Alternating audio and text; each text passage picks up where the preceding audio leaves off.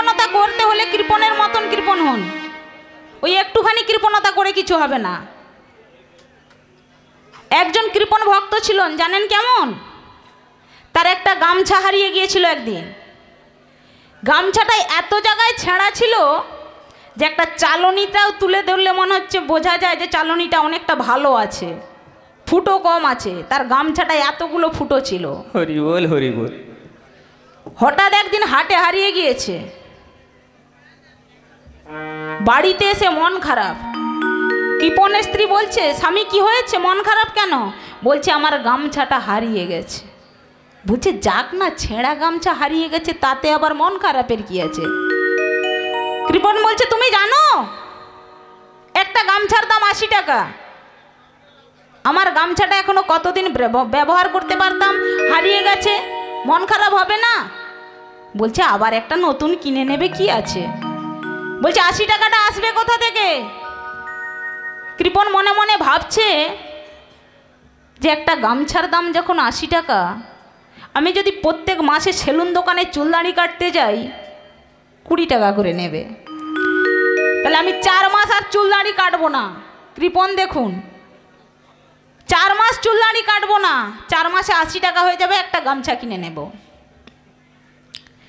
কৃপণ আর চুলদাড়ি কাটতে যায় না, এখন চুলদাড়ি বেশ বড় বড় হয়ে গিয়েছে। তার স্ত্রী বলছে, স্বামী সংক্রান্তির দিন সবাই গঙ্গায় স্নান করতে যাচ্ছে, তা তুমিও গিয়ে গঙ্গায় স্নান করে এসো।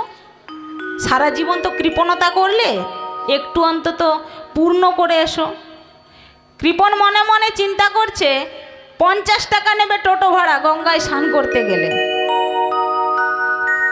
আমি 50 টাকা খরচা করে যাব? কিন্তু তার স্ত্রী ছাড়ছে না, বলছে যেতেই হবে স্নান করতে। বাধ্য হয়ে কৃপণ বলছে, শোনো আমি যাব, তবে একা যাব না। বলছে একা যাবে না, তুমি কাকে নিয়ে যাবে?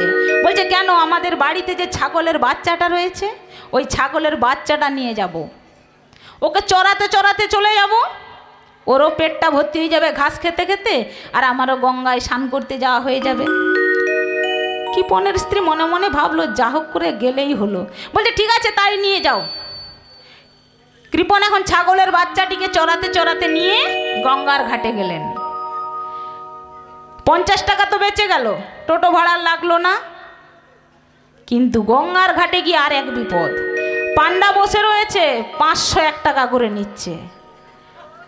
যেই দেখেছে 501 টাকা নিচ্ছে, বলছে এ ঘাটে আমি স্নান করবো না, পাশের ঘাটে যাব। পাশের ঘাটে গিয়ে দেখছে সে ঘাটে শুধু সাধু সন্ন্যাসীদের স্নান করবার জন্য, আঞ্জনার জন্য নয়। দেখছে সেখানে গিয়ে একজন সাধু বাবা স্নান করছে, তার আরও বড় বড় চুলদাড়ি হয়েছে। ও 4 মাস কাটে না, যা বড় হয়েছে তার থেকে আরও বড়, কেন সে তো সাধু। তখন ওই কৃপণ গিয়ে বলছে, ও দাদা আমার গামছা হারিয়েছে, 4 মাস চুলদাড়ি কাটি না, তোমার কি হারিয়েছে? তোমার অত বড় বড় চুলদাড়ি, তোমার কি কম্বল হারিয়েছে? কেন? বলছে না কম্বলের তো দাম বেশি, ওই জন্য বলছে ওনার কম্বল হারিয়েছে। কি অবস্থা! বলছে তুমি কি উল্টো পাল্টা বলছো, আমার কেন কম্বল হারাতে যাবে? তোমার কথা কিছু বুঝতে পারছি না, তুমি যাও তো বাবু। কৃপণ সে ঘাট থেকে সরে গিয়েছে, বলছে এ ঘাটেও হবে না, এ তো কথা বোঝে না, এর কাছে দাঁড়ানো যাবে না, অন্য ঘাটে যাই। গিয়ে দেখছে ঘাট একবারে ফাঁকা, কেউ নেই, জনগণ শূন্য। তাড়াতাড়ি করে গিয়ে কৃপণ ওই ঘাটে স্নান করেছে। যেই স্নান করে উঠে আসছে, ভগবান মনে মনে চিন্তা করছে কৃপণ আজ আমি তোমাকে পরীক্ষা করব, তুমি কতটা কৃপণতা করতে পারো। তাই ভগবান পাণ্ডার ছদ্মবেশ ধরে এসে ঘাটে দাঁড়িয়ে রয়েছে। যেই স্নান করে কৃপণ উঠে আসছে, ভগবান ছদ্মবেশে হাত পেতে দাঁড়িয়েছে, বলছে ভাড়াটা দাও। বলছে কিসের? না এই ঘাটে যে স্নান করছো তার পয়সা দিতে হবে না। বলছে কত? না 1001 টাকা। বলে সর্বনাশ, ওই ঘাটে 501 টাকা নিচ্ছিল, আমি স্নান করি না, এই ঘাটে 1001 টাকা কেন?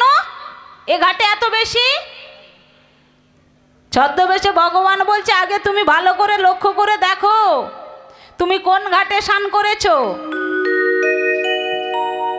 কোন ঘাট? না, বলছে এটা শ্মশান ঘাট। শ্মশান ঘাটে কখন স্নান করে? কেউ শ্মশান ঘাটে জীবিত অবস্থায় স্নান করে? তা তুমি তো জীবিত অবস্থায় স্নান করেছো, তাই 1001 টাকা দাও। বলছে বাবু, আমি তো কোনো পয়সা করি নিয়ে আসি না, তুমি আমার বাড়ির ঠিকানাটা নিয়ে আমার বাড়িতে পয়সাটা আনতে যাবে। বলছে না না, হবে না। বলছে তবে আমার এই ছাগলের বাচ্চাটা নিয়ে নাও। 1001 টাকার থেকে ছাগলের দামটা অনেক বেশি। বলছে আমি ছাগল নিয়ে বৈকুণ্ঠে যাবো? গোবিন্দ মনে মনে চিন্তা করছে। বলছে না না না না, আমি এসব নেবো না, আমার পয়সা লাগবে 1001 টাকা। বলছে তুমি আমার বাড়িতে যেয়ে পয়সাটা নিয়ে আসবে। ভগবান বলছে ঠিক আছে, আমি তাই যাব। কৃপণ বাড়িতে চলে গিয়েছে। 4 দিন পরে ভগবান ছদ্মবেশে গিয়েছে কৃপণের বাড়িতে। আর যেই কৃপণ দেখতে পেয়েছে আসছে পান্ডা পয়সা আনতে, তার স্ত্রীকে বলছে শোনো স্ত্রী, বলছে তুমি কি বলবে জানো? বলছে শোনো, তুমি বলবে আমি বাড়িতে নেই। বলছে আমি মিথ্যে কথা বলবো? বলছে হ্যাঁ বলবে, 1001 টাকা তো দিতে হবে না, আর আসবে না একদিন ঘুরে গেলে। ভগবান গিয়ে বলছে মা তোমার স্বামী কোথায়, আমি পয়সা পাবো। বলছে বাবু সে তো আজ বাড়িতে নেই, তুমি পরে এসো একদিন। ভগবান ঘুরে গেলেন। পরের মাসে আবার গিয়েছেন। সেদিন কৃপণ বলছে, যেই দেখতে পেয়েছে পান্ডা আসছে পয়সার জন্য, বলছে শোনো আজকে তুমি বলে দেবে আমি মারা গেছি, বেঁচে নেই। কৃপণের স্ত্রী বলছে তুমি জল জ্যান্ত আমার সঙ্গে কথা বলছো, আমি বলবো তুমি মরে গেছো? বলছে হ্যাঁ বলবে, 1001 টাকা তো বেঁচে যাবে, দিতে হবে না। বলছে ঠিক আছে তাই বলবো।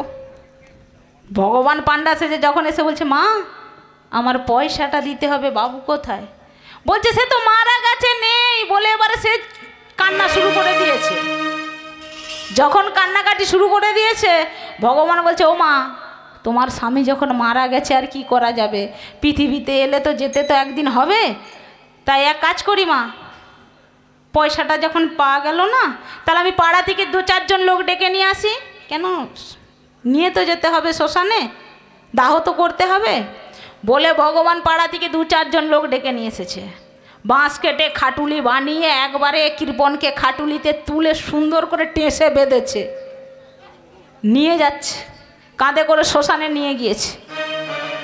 কৃপণ এমন খেঁচে রয়েছে যেন মনে হবে কতদিনের বাসি মোড়া, সত্যি সত্যিই মরে গিয়েছে এমন ভাব করছে। শ্মশানে নিয়ে গিয়ে চিতায় তুলে দিয়েছে। ভগবান মনে মনে ভাবছে যে এর একদমই ভয় নেই, পয়সাটাই এর কাছে বড়, এত কৃপণ। ভগবান বলছে যারা ছিল সঙ্গে, বলছে ও ভাই তোমরা একটু দূরে গিয়ে দাঁড়াও, আমি ওর কানে শেষবারের মতো কৃষ্ণ মন্ত্রটা দিয়ে দিই। কেন, আর তো সময় পাবো না, আর ও তো আর শোনার মতো সুযোগ পাবে না, শেষবারের মতো কৃষ্ণ নামটা দিয়ে দিই। যেই পাশে গিয়েছে ভগবান কানের কাছে গিয়ে বলছে কৃপণ তুমি 1000 টাকাটা দিয়ে দাও, আমি তোমাকে পোড়াবো না, না হলে আমি কিন্তু সত্যি সত্যি পুড়িয়ে দেব। কৃপণ শুয়ে শুয়ে বলছে তুমি আমার 1000 টাকাটা যদি ছেড়ে দাও তবেই আমি সাড়া দেব। বলছে কৃপণ তোমার কাছে 1000 টাকাটা বড় হলো, তোমাকে আগুনে পুড়িয়ে দেব, এটা ভয় নেই? বলছে না, তুমি যদি আমার 1000 টাকাটা ছেড়ে দাও আমি তবেই উঠে যাব। তখন ভগবান বলছে ধন্য কৃপণ তুমি উঠে এসো, আমি তোমাকে 5000 টাকা দেব, তোমাকে আর 1000 টাকা দিতে হবে না। তাহলে কৃপণের মতো কৃপণ হলে কাজে লাগবে। ভগবানের কাছ থেকে 5000 টাকা পেয়ে গেল কৃপণতা করে। নিতাই গৌর হরি হরি বল।